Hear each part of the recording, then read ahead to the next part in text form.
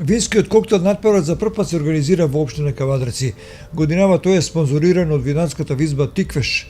На оваа коктел надпреварување во класична изведба на коктел со главен алкохол од вино се надпреваруваа Златко Стојанов, Трајче Стојанов и Драган Нојков. Целта беше да се подготват 3 коктели: црвен бамбус, бел бамбус и розова мимоза. Надпреварот предизвика виден интерес, а се одвиваше на централната улица во центарот на градот Илинденска.